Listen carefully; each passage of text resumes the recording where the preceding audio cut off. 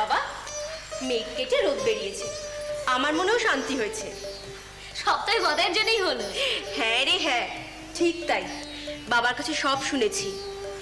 এই যে দুর্গাদাস বাবু গদাইয়ের তোদের বাড়িতে আনাগোনা নিয়ে যখন খারাপ খারাপ ইঙ্গিত করছিলেন, তখন তো বাবা ছিলেন সেখানে। হ্যাঁ তাই তো, জ্যাঠামশাইয়ের বাবা তখন গল্প করছিলেন। বললাম তো, আমি সব শুনেছি। ভাবো, অত বড় মানুষটার কাণ্ডজ্ঞান। গদাইয়ের মতন ওইটুকু বাচ্চা ছেলে আমাদের বাড়িতে আসে, আমরা বোনেরা বোনেরা একটু ভগবত শুনি, একটু নাম গান শুনি, আর উনি কিনা হিংসায় জ্বলে পুড়ে মরছেন। আর কথা আর কি ছিঁড়ি বলে আমাদের বাড়িতে কোনো আব্রু নেই। এটা কিরকম কথা হলো প্রসন্ন দিদি? গদাইয়ের কাছে আমাদের আব্রু রাখতে হবে? ছাড় তো ছাড়, এই বেশ হয়েছে। এই তো এক্ষুনি বাবা আর সীতানাথ খুড়ো জ্যাঠাইমাদের বাড়িতে গিয়ে জ্যাঠাইমার কাছে নিষ্পত্তি করে এসছেন। জ্যাঠাইমাও খুশি মনে রাগ আলগা করলেন, আমরাও হাঁপ ছেড়ে বাঁচলুম। এই যে বৃন্দাবনের কথায় আছে না, কানু বিনে গতি নেই, আমাদের কামার পুকুরেও তেমনি, গদাই বিনে গতি নেই। তোদের এই বাড়াবাড়ির জন্য কিন্তু মা রাগ করেন।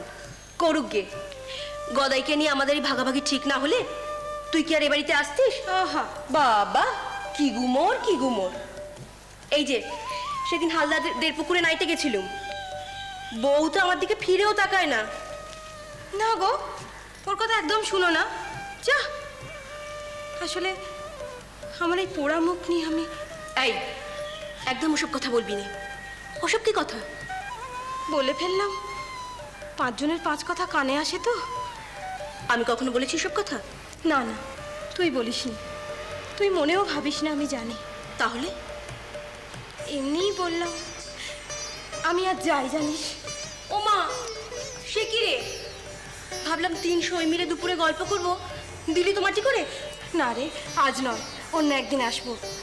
তোর বড়দাদা বলে গেছে তাড়াতাড়ি ঘরে ফিরবে। বাবা, বাঁচলে হয়। বাঁচবো, আমি বাঁচবো, দেখিস। রামকুমার দাদার বউয়ের মনটা এখনো সারল না। ওই এক ধারা, কখন যে কি হয় বোঝা ভার। কোন কথা যে কোন খেয়ালে ধরে, এই যে বলে গেল। কেন বলতো? কেন গো? ওই যে জ্যোতিষী বলে গেছে বাচ্চা কাচ্চা হলে নাকি ও আর বাঁচবে না। সাধে কি জ্যাঠাইমার মন মেজাজ ভালো থাকে না? সংসারের মাথা বলতে তো জ্যাঠাইমাই। নিজের মেয়ের থেকে বউকে বেশি টানে। সেই বউয়ের মন নষ্ট হতে দেখে নিজেকে ঠিক রাখতে পারে না।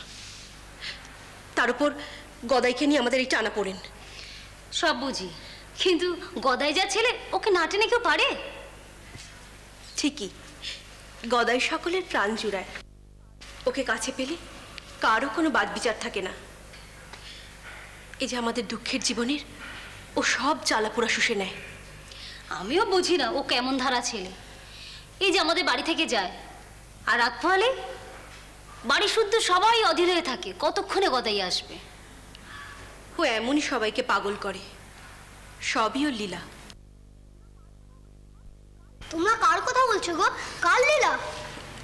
কে আবার? তোর স্যাঙাত ছাড় আমাদের কি আছে বল? স্যাঙাত না ছাই, একদম ওর কথা বলবে না বলে দিল। বাবা, কোন দিকে সূর্য উঠেছে রে? জানো তো, ও ভারী খারাপ। আমার কাছে দুপুরবেলা আসবে বলে আমায় ঠায় বসিয়ে রাখলে, অথচ এখনো এলে না। ও নিশ্চয়ই বোধহয় আমবাগানে শিবু রামু ওদের সঙ্গে খেলছে। দাঁড়াও না, এরপরও আসুক, আমি ওদের সঙ্গে কথাই বলবো না। আসেনি? না। যা না ভাই, ওকে গিয়ে একটু ডেকে নিয়ে আয়, ওর গান শুনি। বয়ে গেছে, ও ছাড়া কি আর কেউ গান গাইতে পারে না নাকি? হিংসুটি। দাঁড়াও, দেখাচ্ছি মজা। ও মেয়ে, ও মেয়ে, তুমি যাবার পথে যদি গদাইকে দেখতে পাও, তাহলে বলে দিও তো যে আমি প্রসন্ন দিদি, রুমকিনী দিদি এখানে দাঁড়িয়ে ছানার গজা খাচ্ছি। বলে দেবো। একদম ওকে কিন্তু একদম আসতে বলো না। না না, বলবো না। ওকে? ইয়ে মানে সখীর নাপিতিনের মেয়ে। কেন এসেছিল রে? ওই মায়ের হাতে একটা নকুনি উঠেছিল না, সেটা কাটতে। মার আবার সবটাতেই বাড়াবাড়ি। কি একটু নক্ষুনি হয়েছে অমনি নাপতানির মেয়েকে ডেকে পাঠানো। এই যে শোনো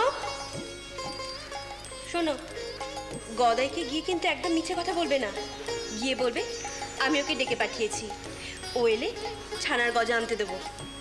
তানো খেয়েই যায়। উমা, এ কি রে গদাই? ঠক ঠক ঠক ঠকিয়েছি কেমন মজা কেমন মজা, ঠক ঠক ঠক ঠকিয়েছি কেমন মজা কেমন মজা, ঠক ঠক ঠক ও মা, ঠকিয়েছি। কি দুষ্টু ছেলে রে তোরা। কেন রে গদাই, হঠাৎ মেয়ে সাজতে গেলি? কি বৃষ্টি দেখাচ্ছে তোকে। আজ বাড়িতে কেউ নেই, মা বাবা দুজনেই শ্রীপুর বেড়াতে গেছে।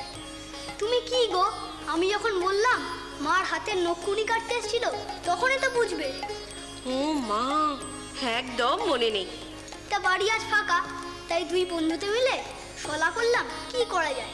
ভাবলুম সেদিন ঠেঙাতকে শিব সাজিয়েছি, আজ মেয়ে সাজাই। তা কি এবার মানা তো তোমাদের ঠকিয়েছি? কেন রে গদাই? আমি তো ঠকাইনি তোমাকে, ঠকিয়েছে শ্যাঙাত। তবে এটা কি? আমার যে ভাগ্য, আমার রাধা ভাব। ওই যে চৈতন্য চরিতামৃত পাঠ হয় শোনোনি? শ্রীকৃষ্ণ ভাবলেন আমাকে দেখে শ্রী রাধা এবং তার অন্যান্য গোপিনী বালাদের কেমন ভাব হয় তা আমি দেখব। নিজ প্রেমাস্বাদে মোর হয় যে আহ্লাদ, তাহা হইতে কোটি গুণে রাধা প্রেমাস্বাদ। পাঠের কালে নিত্যি পাঠ হয়, আমার তা শুনে শুনে আমি কুস্ত হয়ে গেল। শ্রী রাধার প্রতি শ্রীকৃষ্ণের কেমন প্রেম তা দেখার জন্য শ্রীকৃষ্ণ শ্রীরাধার সমস্ত ভাব বরং অঙ্গে নিলেন।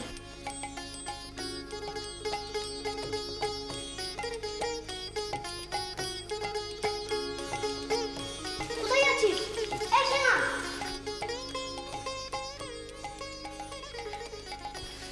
এ ছেলে আমায় পাগল করবে।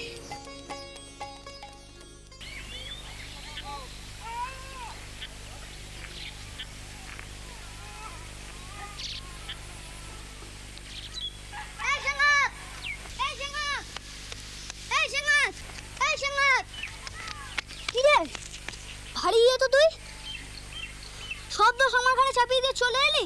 দোষের দায়িত্ব চাপাইনি, কাজের দায় চাপিয়েছি। তুই তো সাজালি আমাকে। বেশ হলো, চিরঞ্জীবীদের বোকা বানানো গেল বল।